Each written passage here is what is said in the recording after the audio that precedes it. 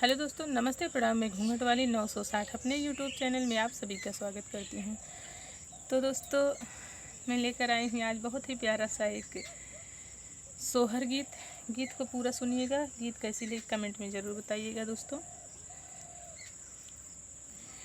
अंगना से बोलाई नाना दिया कंगन हमले बई हो। अंगना से बोलाई नाना दिया कंगन हमले बई हो। भौजी तोहरा के भैले ललनवा कंगन हमले बई हो। भौजी तोहरा के भैले ललनवा कंगन हमले बई हो। ओबरी से बोलै भौजैया सुनाऊ मोरे ससुर जी हो। ओबरी से बोलै भौजैया सुनाऊ मोरे ससुर जी हो। आपन ससुर दे देत्या आपन बयलवा कंगन नाही देबई हो। ससुर दे देत्या आपन बयलवा कंगन नाही देबई हो। ठनगन मचावै नाना दिया बयल नाही लेबई हो। ठनगन मचावै नाना दिया बयल नाही लेबई हो।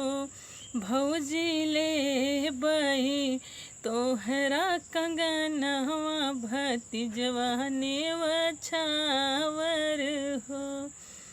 भौजी लेबई तोहरा कंगनवा भतीजवा नेवछावर हो।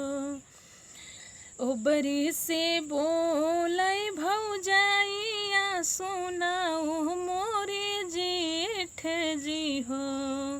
ओबरी से बोलै भौजैया सुनाऊ मोरे जेठ जी हो।